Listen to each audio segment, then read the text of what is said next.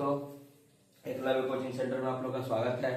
जैसे आज हम लोग क्लास 10 का WBBSC क्लास 10 का चैप्टर नंबर 2 गैसों का आचरण पढ़ते हैं। गैसों के आचरण में हम लोग देखते हैं इसमें कि चार्ल्स का नियम, बॉयल्स का नियम, गिब्स का नियम और एवोगैड्रो नियम। उसके बाद आदर्श गैस, वास्तविक गैस सभी हम लोग इसी चैप्टर में देखेंगे। आज हम इसका पूरा डिटेल्स में इसको पढ़ा दे रहे हैं, मतलब थ्योरेटिकल। उसके बाद इसका जितना भी क्वेश्चन हो हम वीडियो बाय वीडियो बना करके, पार्ट बाय पार्ट बना करके हम उसको दिखा देंगे। पहले बोलता है गैसों का आचरण। गैस क्या है? तो पदार्थ के 3 अवस्था होते हैं जिसमें ठोस, द्रव और गैस आते हैं। पदार्थ के कितने अवस्था होते हैं? 3 अवस्था होते हैं। पदार्थ कैसे थे? 5 अवस्था होते हैं, लेकिन 3 अवस्था को लिया जाता है, ठोस, द्रव और गैस। चौथा अवस्था अगर आप देखिएगा तो प्लाज्मा। 5वां अवस्था होता है बोस एंड स्टीम। ठीक है, तो उसमें हम लोग गैसों के आचरण के बारे में चैप्टर 2 फिजिकल साइंस का देखते हैं कि गैसों का आचरण क्या होता है। तो देखिए, ठोस, द्रव, गैस में सबसे अगर ज्यादा अधिक मात्रा में गतिज ऊर्जा अगर किसी में होता है तो गैसों में होता है। देखिए, गैस के कारण ही हम लोग पता कर लेते हैं कि किसी के घर में खाना क्या बन रहा है, खाना क्या बन रहा है, चाहे अलग अलग तरह का सुगंध जो आता है, ये सब क्या होता है? गैसों के नियम के अनुसार पे ही चलता है। लेकिन इसमें हम लोग देखते हैं कि गैस के नियम के अनुसार 3 चीजों को हम लोग पकड़ते हैं। एक होता है दबाव, जिसको हम लोग बोलते हैं प्रेशर, एक तो बोलते हैं वॉल्यूम, जिसको हम लोग बोलते हैं आयतन, और एक तो होता है टेम्परेचर, जिसको हम लोग बोलते हैं तापक्रम। ठीक है, तो ये तीनों जो है PVT, अगर इसको लिया जाए तो PVT, ठीक है।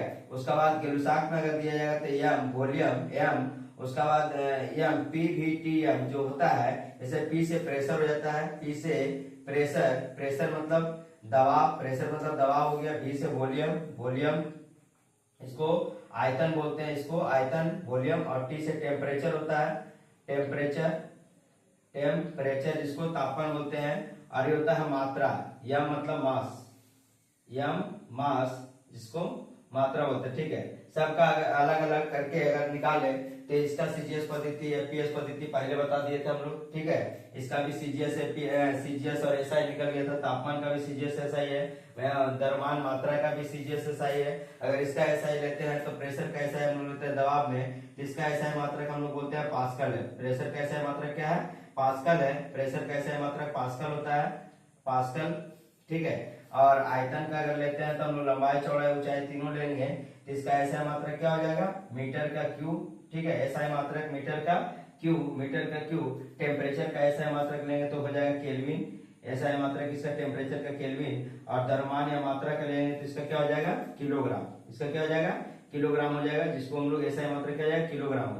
तो सबका अलग अलग SI मात्रक हम लोग जानते हैं। तो हम लोग देखते हैं कि गैसों के आचरण में दबाव, आयतन, टेम्परेचर और मास, ये चारों को लिया जाता है। जैसे बॉयल्स का नियम में कि किसको स्थिर रखा जाता है, चार्ल्स का नियम में किसको किसको स्थिर रखा जाता है, गिब्स में किसको रखा जाता है, एवोगैड्रो में किसको रखा जाता है, और इसी में हम लोग आदर्श गैस, वास्तविक गैस सभी गैसों को देखते हैं। सबसे पहले हम लोग देखते हैं कि गैसों में गतिज ऊर्जा अधिक क्यों होता है? क्योंकि उस पर अगर प्रेशर ज्यादा देंगे तो अणुओं को क्या करेंगे? आकर्षित करने के बाद क्या उसका गतिज ऊर्जा कम होगा, लेकिन जैसे प्रेशर छूटेगा तो उसका गतिज ऊर्जा क्या होता है? ज्यादा मात्रा में जाता है। ज्यादा मात्रा में गैस क्या होता है? फैलता है। ठीक है, तो सबसे पहले हम लोग गैसों का आचरण में देखते हैं बॉयल्स का नियम। किसका नियम देखते हैं? बॉयल्स का नियम में देखते हैं कि बॉयल्स के नियम में क्या कांस्टेंट रहता है, क्या स्थिर रहता है, और कौन कौन चलता है, इसका आगे हम लोग देखते हैं।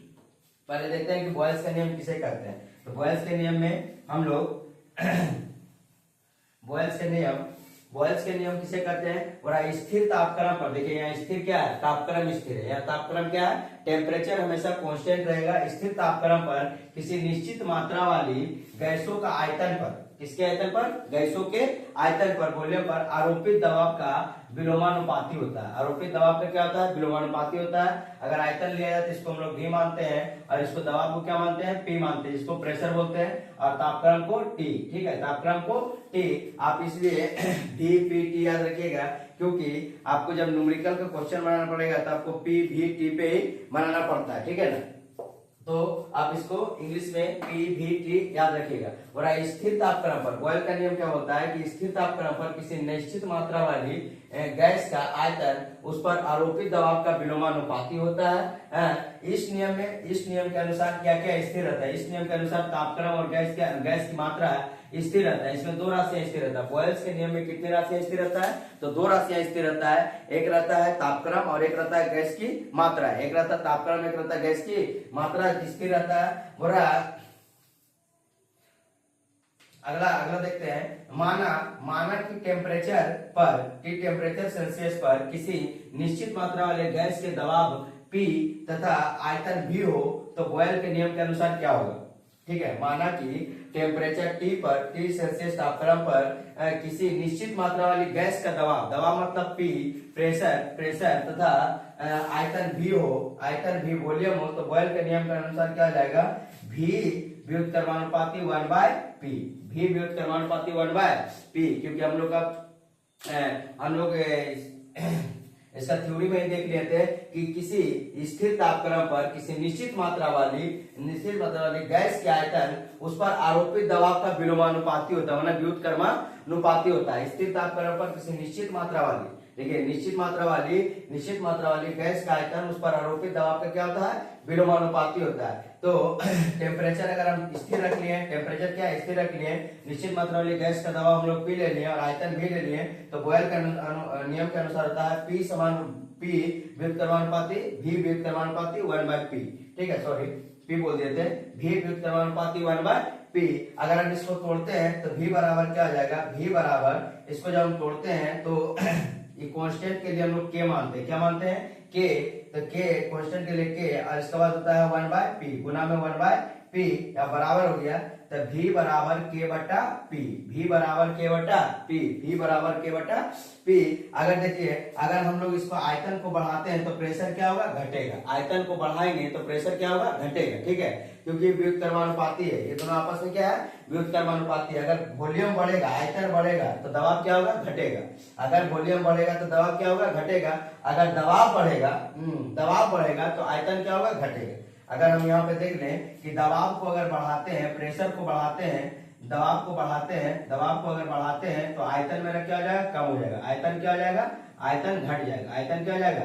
घट जाएगा। दोनों एक चीज नहीं होगा। अगर ये बढ़ेगा, आयतन बढ़ेगा तो प्रेशर घटेगा और प्रेशर बढ़ेगा तो आयतन क्या होगा? घटेगा, क्योंकि ये दोनों आपस में क्या है? व्युत्क्रमानुपाती है। ये दोनों आपस में क्या है? व्युत्क्रमानुपाती है। अब इस पर अगर न्यूमेरिकल का फॉर्मूला लेते हैं तो इसमें हम लोग देखते हैं कि अगर मान लें कि यदि निश्चित तापक्रम पर गैसों का दबाव क्रमशः मिलेंगे, इसको हम ऐसे भी लिख सकते हैं कि V बराबर K/P, तो कांस्टेंट बराबर K क्या है? K एक गैस स्थिरांक है, नियतांक है।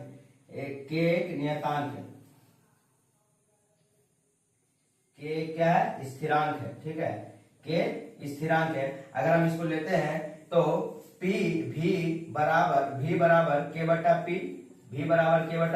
अगर यहाँ पर कुछ नहीं तो नीचे में क्या है? एक। अगर तिरछा गुना करते हैं तो V गुना P बराबर क्या आ जाएगा? K। V गुना P बराबर क्या आ जाएगा? K हो जाएगा। क्योंकि देखिए ये गुना में तिरछा गुना करने के बाद V गुना P बराबर क्या हो जाएगा? K हो जाएगा। अगर V को लेते हैं, अगर हम क्रमशः में लेते हैं, अगर मान लीजिए कहीं पे हमको प्रेशर दे दिया है, वॉल्यूम दे दिया है और इसका दूसरा बार में वॉल्यूम दिया है लेकिन प्रेशर नहीं दिया, प्रेशर निकालना पड़ेगा, तो क्रमशः में निकालने के लिए, अगर टेम्परेचर गैस के आयतन को क्रमशः में निकालने के लिए किसी निश्चित तापक्रम पर गैस का दबाव क्रमशः निकालते हैं तो गैस का दबाव को हम लोग लिख सकते हैं पहले P1, क्रमशः में लेते हैं तो दबाव को लिख सकते हैं हम लोग क्या? P1, P2, P3, P2, P3। उसके बाद अगर हम आयतन को लेते हैं, आयतन को लेते हैं तो क्या हो जाएगा? V1, V2, V3। ये फॉर्मूला है जिससे क्या होता है कि अगर मान लीजिए कहीं पे प्रेशर 1 दे दिया है, P1 दे दिया है, P2 दे दिया है, V1 दे दिया है, लेकिन V2 निकालना रहेगा तो हम लोग इसको इस तरह से लिख सकते हैं। इसको सब बराबर में कर देते हैं।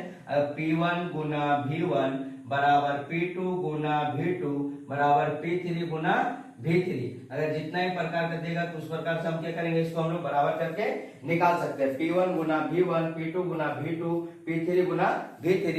ये तीनों क्या है? आपस में क्रमशः कर करके निकाल सकते हैं कि कहीं पे प्रेशर दे दिया है, आयतन पूछेगा, कहीं पे डबल प्रेशर दे दिया है। न्यूमेरिकल का क्वेश्चन बनाने के लिए ये फॉर्मूला का उपयोग हम लोग करेंगे। इसका बाद आगे हम लोग देखेंगे बॉयल्स का नियम में कि प्रेशर बढ़ने के बाद इसका जो ग्राफ बनेगा कैसा बनेगा, प्रेशर बढ़ने के बाद अगर हम यहाँ पे ले लेते हैं V, यहाँ पे ले लेते हैं P, यहाँ पर ले लेते हैं V, यहाँ पर ले लेते हैं P, तो ग्राफ के अनुसार हम लोग जानते हैं अगर वॉल्यूम बढ़ेगा तो प्रेशर क्या होगा, घटेगा। वॉल्यूम बढ़ेगा तो प्रेशर क्या होगा, घटेगा। और प्रेशर अगर बढ़ेगा तो वॉल्यूम क्या होगा, घटते जाएगा। ठीक है, तो हाइपरबोला इसका चित्र बनता है कि अगर मान लीजिए कि वॉल्यूम को कम करते जाएंगे तो प्रेशर क्या हो जाएगा, बढ़ते जाएगा। वॉल्यूम को कम करते जाएंगे तो प्रेशर क्या हो जाएगा, बढ़ते जाएगा। तो ये जो मैप बनता है इसका जो ग्राफ बनता है कैसा बनता है, ये हाइपरबोला बनता है। कैसा बनता है, हाइपरबोला। कैसा बनता है, इसका ग्राफ बनता है हाइपरबोला बनता है। किसके नियम के अनुसार, तो बॉयल्स के नियम के अनुसार। अब बॉयल्स के नियम के अनुसार कुछ फॉर्मूला पे न्यूमेरिकल दिया हुआ है, उस न्यूमेरिकल को हम लोग आगे देखते हैं।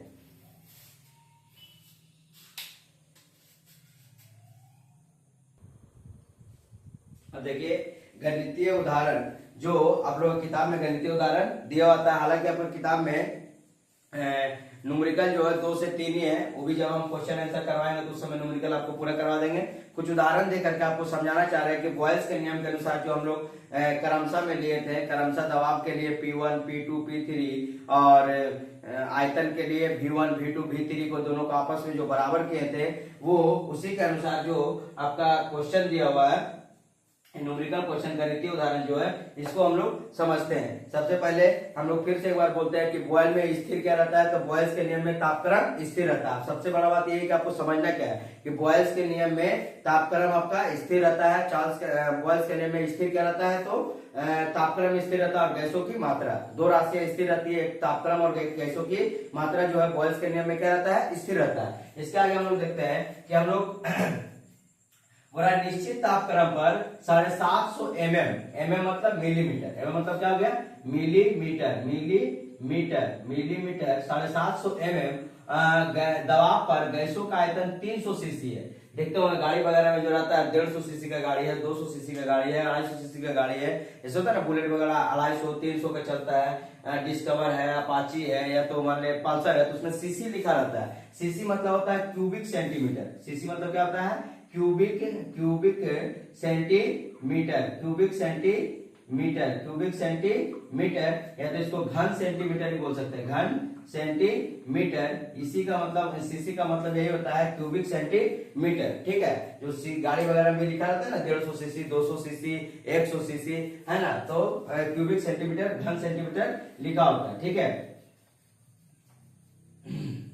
तो इसे बोल रहा है कि निश्चित तापक्रम पर 750 mm दबाव पर गैसों का आयतन 300 सीसी है, अगर होने पर एक ही तापक्रम पर 500 mm। देखिए यहाँ पर क्या दे दिया, अगर हम यहाँ पर पकड़े थे प्रेशर दिया हुआ P1 जो कि mm मिलीमीटर में दे दिया, यहाँ पे प्रेशर दिया P2 जो कि मिलीमीटर में दिया, यहाँ पे आयतन दे दिया 300 सीसी, मतलब V1 यहाँ पर कितना दे दिया है, 300 सीसी। तो हम लोग फॉर्मूला जानते हैं कि P1 इंटू V1 बराबर क्या होता है, P2 into V2, P2 into V2। पहला देखिए, पहला दबाव जो लिखा हम इसको लिख लेते हैं। पहला दबाव जो दिया हुआ है P1 कितना दिया हुआ है, तो 750, P1 दिया है 750 mm, 750 mm मिलीमीटर। V1 कितना दिया हुआ है, V1 दिया है 300 सीसी, 300 सीसी।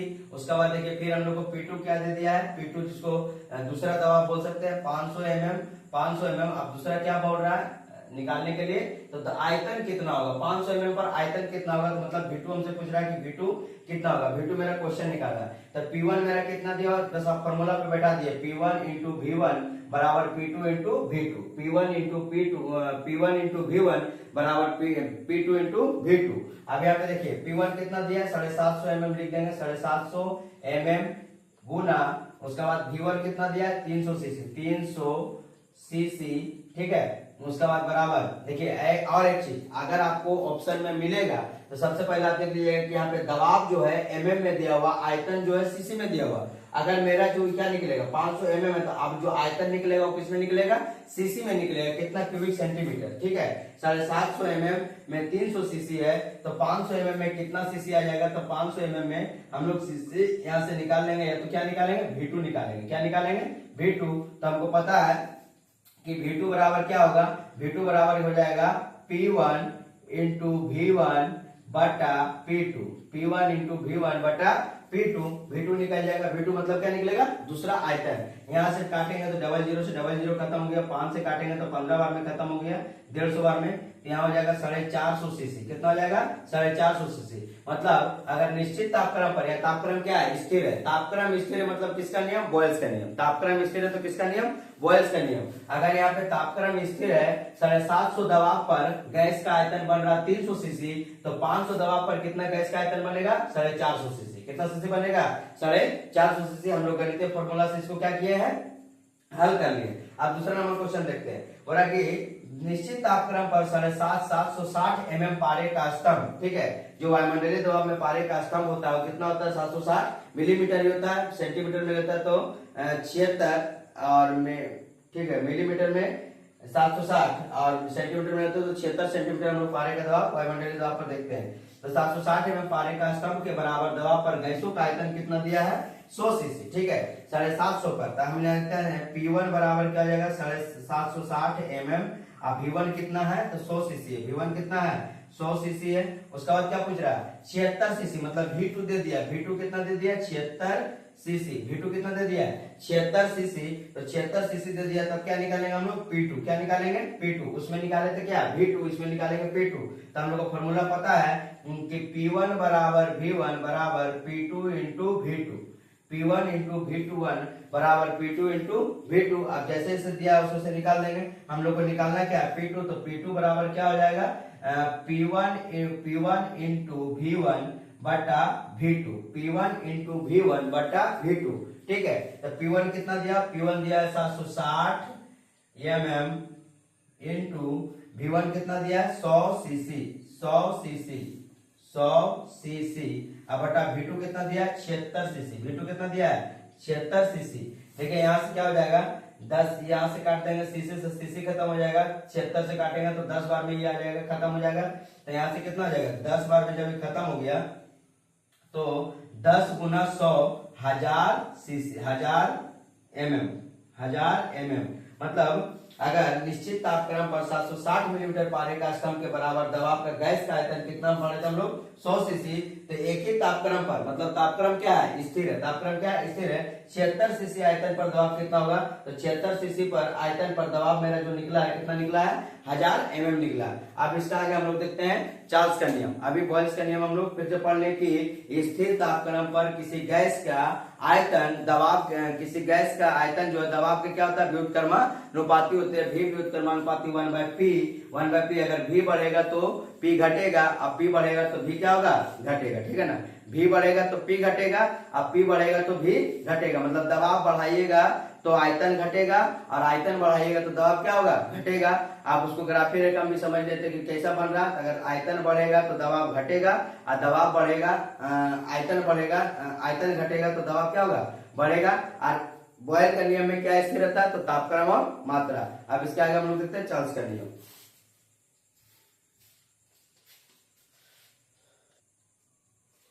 अब देखिए हम लोग गैसों के आयतन में आप अगला दूसरा वैज्ञानिक चार्ल्स का नियम के बारे में समझते हैं। चार्ल्स के नियम में देखिए, बॉयल्स के नियम में क्या स्थिर था, तो तापक्रम स्थिर था।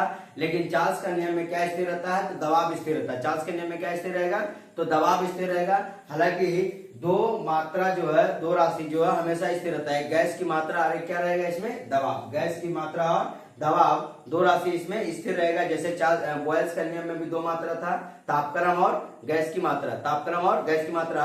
उसी प्रकार चार्ल्स का नियम में भी दबाव और गैस की मात्रा क्या रहेगा, स्थिर रहेगा। बोला कि चार्ल्स का नियम स्थिर दबाव पर, कौन दबाव पर, स्थिर दबाव पर किसी निश्चित मात्रा वाली गैसों का आयतन परम तापक्रम के समानुपाती होता है, ठीक है। स्थिर दबाव पर किसी निश्चित मात्रा वाली गैस का आयतन स्थिर दबाव पर, कौन दबाव पर, स्थिर दबाव पर, यहाँ पे दबाव स्थिर रहेगा, निश्चित मात्रा वाली गैस का आयतन परम तापक्रम के क्या रहेगा, समानुपाती होता है। बोला इस नियम के अनुसार गैस की मात्रा और दबाव दो राशि क्या है, स्थिर है, ठीक है। इस नियम के अनुसार गैस की मात्रा तथा दबाव दो स्थिर राशियां हैं।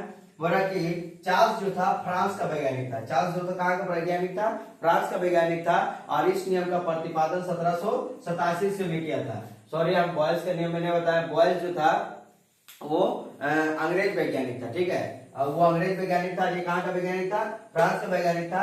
इस नियम का प्रतिपादित किया था, कब किया था, 1787 ईस्वी में किया था। कब किया था, 1787 ईस्वी में किया था।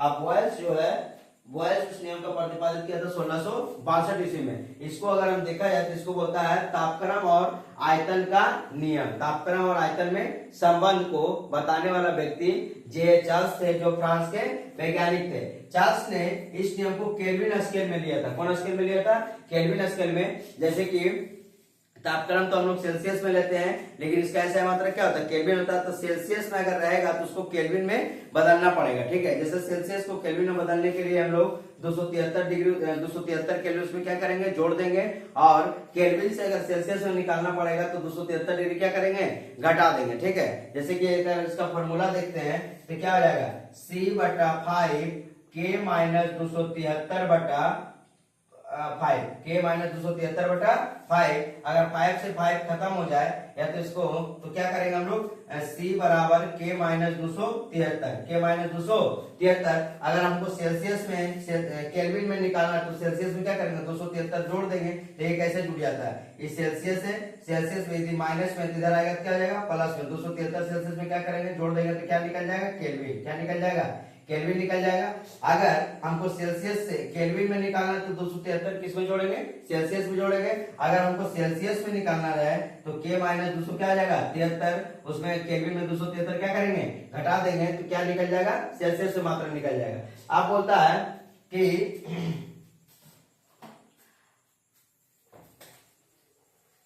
अब चार्ल्स का नियम क्या बोल रहा है, कि चार्ल्स का नियम बोल रहा है कि स्थिर दबाव पर किसी निश्चित मात्रा वाली गैस का आयतन, किसी निश्चित मात्रा वाली गैस का आयतन परम तापक्रम के क्या होता है, समानुपाती होता है। माने V का समानुपाती क्या होता है, T। V का समानुपाती क्या होता है, T। वॉल्यूम के समानुपाती क्या होगा, टेम्परेचर होगा। बड़ा स्थिर दबाव पर, कौन दबाव पर, स्थिर दबाव पर। यहाँ दबाव और गैस की मात्रा क्या है, स्थिर है। निश्चित मात्रा वाली गैस का आयतन V और परम तापक्रम के क्या होता है, समानुपाती होता है। तो V समानुपाती हटाने के लिए हम लोग क्या लेंगे, कांस्टेंट लेंगे, K into T. K into T. K क्या है, K एक स्थिरांक है। K क्या है, स्थिरांक है। K क्या है, स्थिरांक है। K क्या है, स्थिरांक है। इसको हम लोग लिख सकते हैं V बराबर K इंटू टी, या तो KT लिख सकते हैं। तो K का मान निकालना रहेगा तो V बटा क्या कर देंगे, T। V बटा क्या कर देंगे, T। अब यहाँ पर देखिए, वहां पे हम लोग बोल रहे थे कि प्रेशर बढ़ेगा तो वॉल्यूम घटेगा, वॉल्यूम घटेगा तो प्रेशर। लेकिन यहाँ पे दोनों आपस में बराबर है, तो वॉल्यूम भी बढ़ेगा तो टेम्परेचर भी क्या होगा, बढ़ेगा। वॉल्यूम भी बढ़ेगा तो टेम्परेचर भी क्या होगा, बढ़ेगा। तो इसका ग्राफीय अंकन क्या होगा, अगर वॉल्यूम बढ़ेगा तो टेम्परेचर भी क्या होगा, बढ़ते जाएगा। वॉल्यूम बढ़ेगा तो टेम्परेचर भी क्या होगा, बढ़ते जाएगा, क्योंकि ये दोनों आपस में क्या है, समानुपाती है। आपस में क्या है, समानुपाती है, बराबर है। अगर यहाँ पे 4 रखेंगे तो यहाँ भी 4 चाहिए, यहाँ 5 रखेंगे तो यहाँ भी क्या चाहिए, 5 चाहिए। मतलब ये दोनों आपस में क्या है, बराबर है। अब इसका अगर हम क्रमशः करके निकालते हैं कि प्रत्येक स्थिर दबाव पर प्रत्येक का आयतन और प्रत्येक का टेम्परेचर क्रमशः दिया गया रहेगा, तो क्रमशः करके दिया रहेगा, क्योंकि इसका न्यूमेरिकल इसका भी रहेगा। तो V1 बटा T1 बराबर V2 बटा T2 बराबर क्या हो जाएगा, V3 बटा T3। V1 बटा V2 बराबर V1 बटा T1 बराबर V2 बटा T2 बराबर V3 बटा T3। अगर वॉल्यूम बढ़ेगा तो टेम्परेचर भी क्या होगा, बढ़ेगा। आयतन बढ़ेगा तो टेम्परेचर भी बढ़ेगा। तापक्रम में यहाँ भी आयतन बढ़ेगा तो तापमान बढ़ेगा, यहाँ भी आयतन बढ़ेगा तो तापमान बढ़ेगा। अब इसका न्यूमेरिकल हम आगे देखते हैं।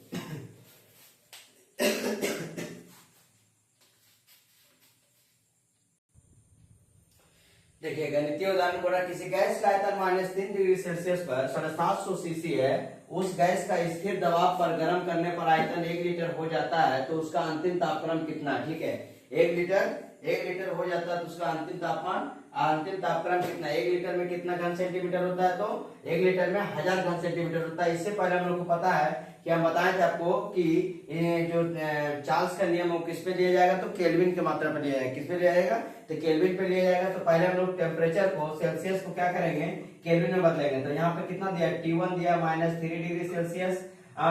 V1 कितना दिया है, V1 दिया है 750 सीसी।